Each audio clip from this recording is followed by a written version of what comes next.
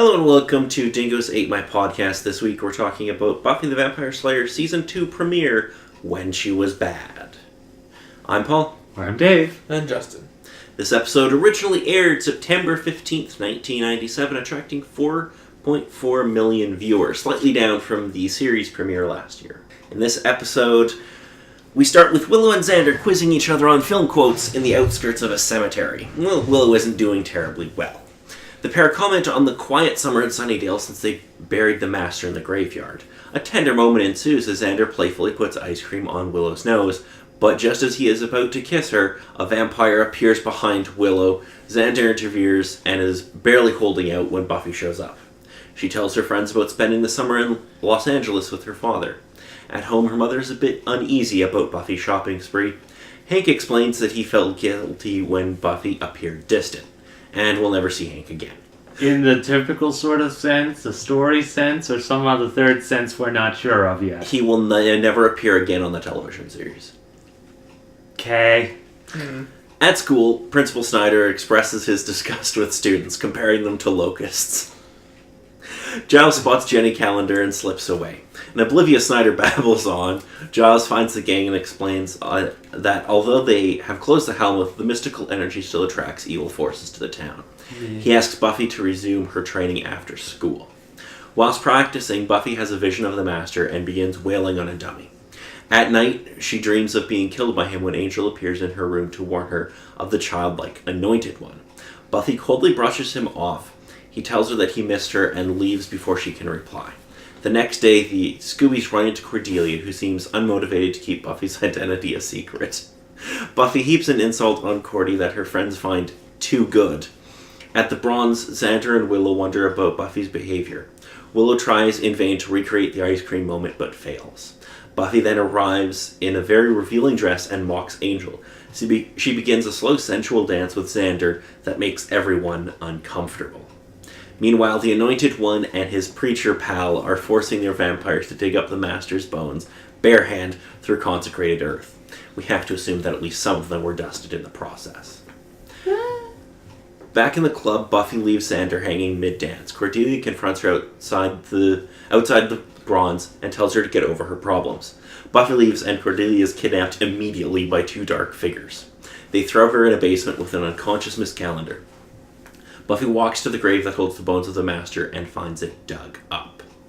At lunch the next day, Giles shares Xander and Willow's concerns about Buffy, who shows up to tell him about her discovery.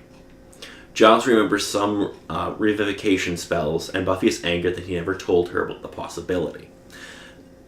Snyder shoos the students away and tells Giles he would like to expel Buffy, and that there's a hint of odor of jail about her.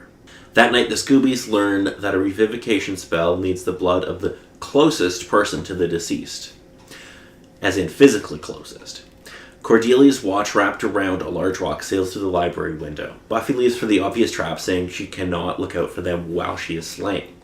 Outside the basement where Cordelia is being held, Buffy tries to pick a fight with Angel, who ignores her. Inside, they find one female vampire named Tara. Buffy realizes that the trap is not for her, and at the same time, Giles realizes that the text actually said that the ritual requires the blood of those physically closest to the Master when he died. In other words, Giles, Willow, Cordelia, and Miss Calendar. Buffy returns to the library to find a bloody Xander, who angrily warns her that if anything happens to Willow, he will kill her. They go back to the female vampire, whom Buffy tortures into confession. Buffy interrupts the ritual before Angel and Xander rescue the others. Before she leaves, Buffy smashes to bits the Master's bones with them, and with them her own frustrations. The next day, Buffy apologizes for her behavior, well, not really, but kind of, and is pleasantly surprised to find herself forgiven. Meanwhile, the Anointed One gazes at the scene of destruction and exclaims, "I hate that girl." Nice way to end off the episode with that. It was just so cute with how it was sort of delivered. I hate that girl. I understand why he does. She is constantly a thorn in his side. No, Basically. so true. Alright, so what did you all think of this episode? Kind of had a nice mix of most everything. Kind of the nice, cute little lovey-dovey moments that don't go everywhere because of those bloody vampires busting into the scene. The ice cream on the nose thing is so adorable. It is. And then they have Mr. Cockblock Zombie coming in. Vampire. I don't know what it was anymore. And then, okay, so Buffy comes in to rescue them, and then she turns to the camera and says, "Miss me?" Where she's clearly meant to be talking to Xander and Willow, but it's breaking the fourth wall, referring to the audience, and I love that. Yeah, you can take it as that. That's clearly how it's intended. Clearly. She's staring right into the camera.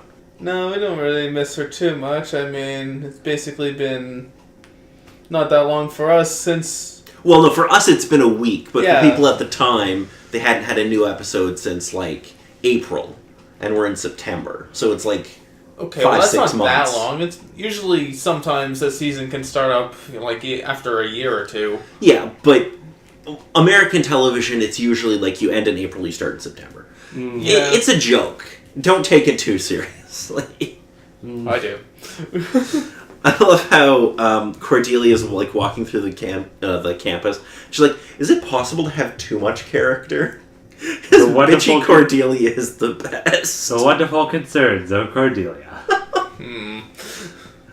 Yeah, and then Principal Snyder compares the students to locusts. Which is just... Again, you kind of have to be in Giles' vote. The question, why the heck are you a principal, dude? The principal's reasoning is decent, though. That someone has to keep an eye on them. And meanwhile, he's supposedly talking with Giles, and Giles kind of goes off. I love that. Principal Snyder's like, some pretty girl walks up and they lose all their ability to function. And then Miss Calendar walks up and Giles is like, "Oh, hell, duh." Initiate not a dare mode. It's like I'm talking to a wall or something.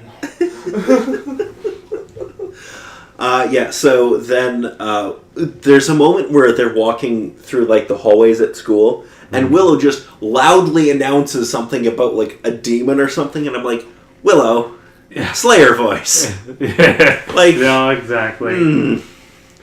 That's a bit problematic. I could be talking about some video game episode at the time. Who knows? Who cares? I What guess. She read. I guess that's possible. And then they go to this like, I don't know what you call it. It's this weird like sitting area in the school. It's not like a cafeteria. It's just like this weird like little area off the hallway. Study area. I guess. Meh. And then Willow's like, "Last night I dreamt that Xander, someone else, it wasn't my dream." It's like, oh. And then that turns out to all be a dream. Nah. When Giles attacks Buffy and she rips his face off and it's the master. That kind of case with things. It was definitely interesting seeing that entire scene sort of play out in that sort of perspective. Yeah, it really... I really like that they actually gave Buffy, like, post-traumatic stress after what she dealt with. Yeah. You know, having to kill the Master and dying. So yeah, Buffy has her nightmare about the Master, and Angel is in her room just watching her sleep. Oh my god, this is creepy. She should have been more smart about inviting him in. Sorry, I just like watching you. She should just, like, put crosses on her windows. Yeah. That would keep the little fucker out. Okay, Buffy has my favorite line in the episode. "Cordelia, your mouth is open. Sound is coming out. That's never good." Yeah, that was really good, as well said. And then we, in the Bronze, Buffy is absolutely fucking horrible. I don't know who it's worse to, if it's worse to Willow, Xander, or Angel, where she dances with Xander. It's kind of all three in a certain sort of perspective. I suppose Xander probably doesn't feel too bad about it, because probably one of his dreams coming true. But she's intentionally fucking with him. But yeah, he probably has that tiny sense of that going on. Yeah. Like, she's fucking with all three of them, and I'm not sure who it's worse to. I kind of would argue it's kind of worse to Willow. But it's not like anybody's good. Nobody's happy with this situation. Not even Cordelia. No, Cordelia even calls her out on it, and it's like, You know you done fucked up if Cordelia can call you out. Definitely. And also, we're introduced to Cordelia's newest role in the second season, being the damsel in flippant distress. I mean, seriously, as soon as Buffy leaves, it's just, oh, hey. I love that. She literally turns around and takes 3 steps and Cordelia gets kidnapped. They then decide that Buffy must be possessed. Because she was acting like a real bitch, which Xander misreads as Bitka. Because Xander can't fucking spell. Well, either that or they want to... I suppose with the joke that they wanted to sort of bring up the fact that that's what they were talking about. And again, it was obvious, but I think just to sort of have someone say something closely relating to that. I'm sure there's also a certain amount of it where it's broadcast television in America and you have to limit how many times you say certain words. So they probably were like, well, we can't have this get a TV-14 rating. Not yet. But they still wanted it to sort of be implied. It'll get TV-14 ratings later. Like I said, not yet. I think one episode might get a TVMA. Ooh. In like season 6. Well, 6. And then somebody says master bones and I'm like, that's awkward. Yeah. And they just skip right over it. Yeah. This episode overall is just, it's a lot of fun. It's kind of an interesting sort of take with everything with Buffy that she's kind of gone through. With her post-traumatic stress, her savagery when it comes to trying to deal with it herself, and even to the certain point of, okay, I'm not dealing with this anymore, and literally torturing the vampire to get the information she needed. I was like, oh wow, they're going that step.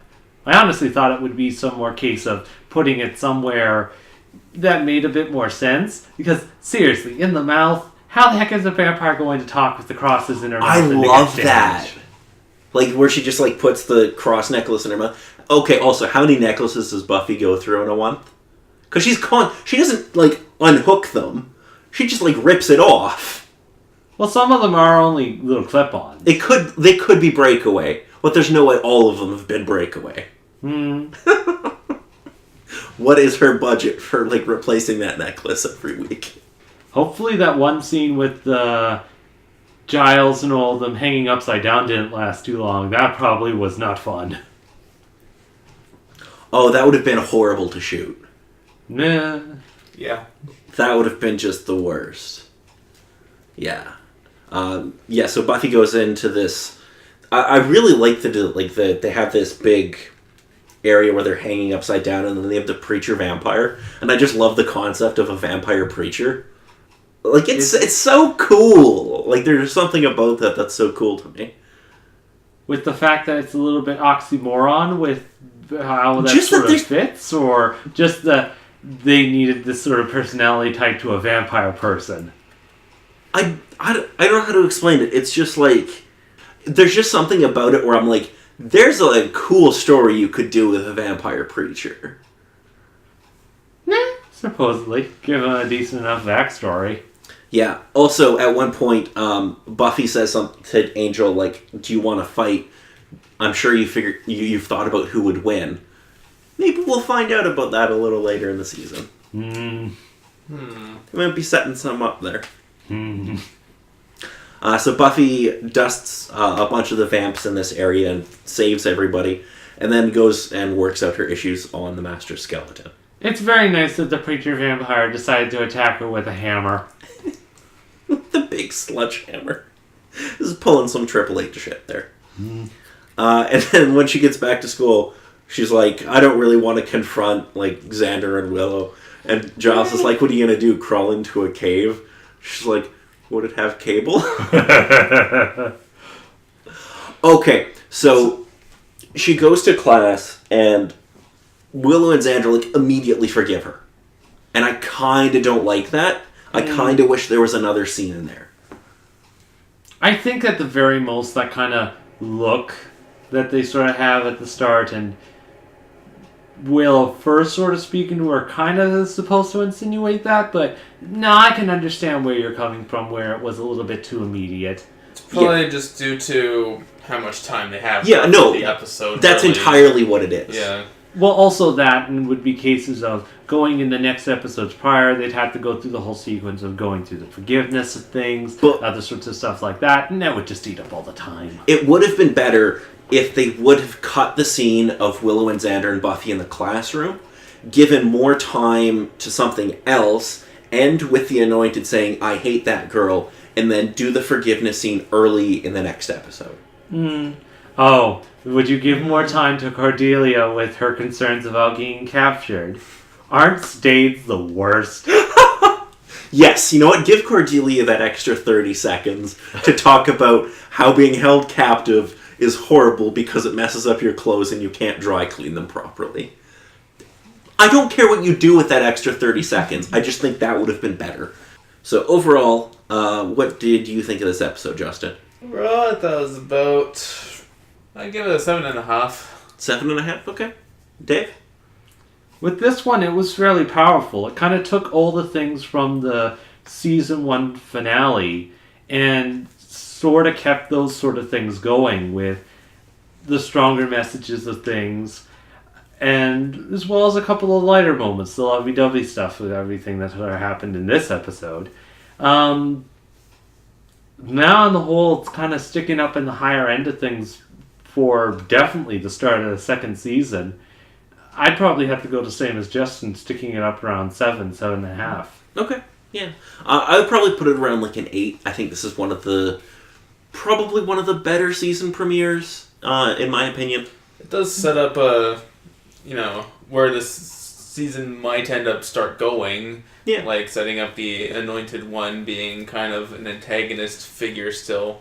Yeah, he might be. Or he might be dispensed of in a couple episodes. True. I mean, it's setting something up to look forward to. Well, and it also kind of ties up things from last season. Yeah, exactly. It does a good job of kind of balancing those two. Yeah. Also, additionally, with the comment you made about the vampires digging up the master's bones, I don't know, I think it might be the same case as with the other vampire that was tortured. They can somewhat heal themselves after certain things. They also go out of their way, though, to say that when Buffy puts the cross on her mouth, she does say it will eventually kill them.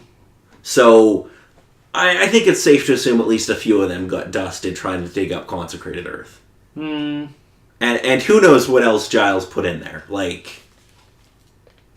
Yeah. I just mean, like, they could have had, like, the coffin could have been, like, covered in crosses or stuff like that. It was kind of just the bone when they dug it up, so they didn't exactly put much other casing around it. Just kind of, got a hole, toss in the bones. They could have thrown a bunch of crosses in there or done other things to make it more difficult. Were they smart at burying the master that Well, way? they buried him in consecrated ground, so yeah.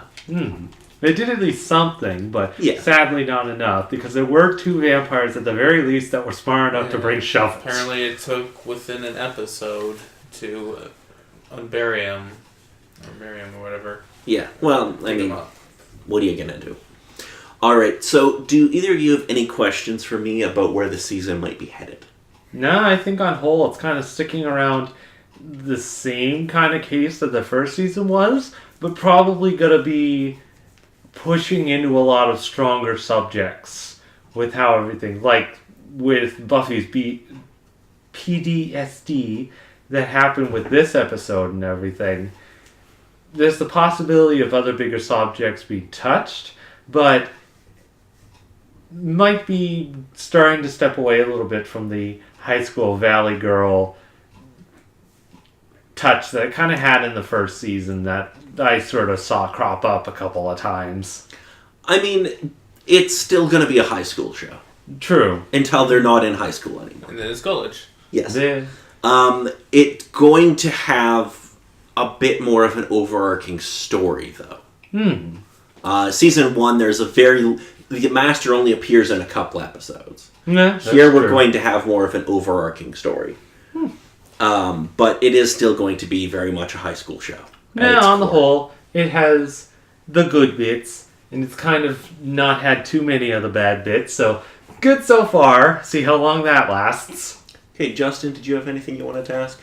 Is Cordelia going to become more of a main character, or is she just going to be the damsel in distress? She's going to become a main character. Okay. Within the sense that she's going to be more of a damsel in distress, or she'll actually be able to do a thing? No, Cordelia is going to get pretty awesome. Maybe not in this season, but over her time in the Buffyverse, she gets pretty awesome. Alright. And she ends up, well, I'm not going to spoil what happens to her. Because of it being in a different series, or the other thing? Well, A, it's a major thing, and 2, it happens in Angel. Okay. Of course it happens in Angel. Because of the reasons. Yeah, because she leaves after season 3. Oh, I see. Because they were like, well, we can't just... They wanted to transport both characters to kind of give that show a boost. Alrighty, so we haven't talked about the music in this episode yet. There's actually a couple of songs. There's one by Alison Krauss and Union Station, It Doesn't Matter. Alison Krauss, not super famous. She had a couple of... I think one of her albums hit like number 3 in like the American country charts or something. So like relatively successful and has had actually quite a long career. The other one, that one plays actually when Angel comes by Buffy's bedroom and continues when Joyce is driving Buffy to school. Yeah. And then in the Bronze, there's a band called Cibo Mato, I think is how you pronounce it. Yeah. They play 2 different songs, one called Spoon and one called Sugar Water. Spoon plays when Xander and Willow are waiting for Buffy, and Sugar Water is the scene that Buffy dances to with Xander. Moving along to international titles, my favorite part of the show. Alright, so in Finnish, it translates back to English as The Touch of Evil. I don't see how that's any relevance. Yeah. In French, it translates back to The Metamorphosis of Buffy. Some relevance? I don't know. In German, it translates back to Under the Spell of Evil. Yeah, that's kind of way off. In Portuguese, it's The Comeback. Oh, look, she's back. Okay. In Latin American Spanish, it's Buffy Turns Bad. Yeah, it matches. It matches the English title, although I'm not too particularly fond of the English title either. And then in, like, Spain Spanish, it's just When She Was Bad. Yeah. Which isn't terribly interesting. But I do kind of love The Touch of Evil and The Metamorphosis of Buffy. Yeah, French having the many different words of saying a change in a person. Anyway, so next week we will be talking about the episode Some Assembly Required. In this episode, 2 science club nerds use body parts to create the perfect girlfriend for a teenager who has been brought back from the dead. That's not a joke. That's a real episode. No, I'm wondering with the wording. So, there's a body that they're going to try to bring back to life for a person that was brought back to life? There's going to be multiple dead people. It's going to be a good time. Well, this is Buffy the Vampire Slayer. Vampires are kind of undead to begin with, so... No. This is a Frankenstein episode. Yeah. That's what it sounds like. It is. And it's going to be fun. I've been Paul. I've been Dave. And I'm Justin.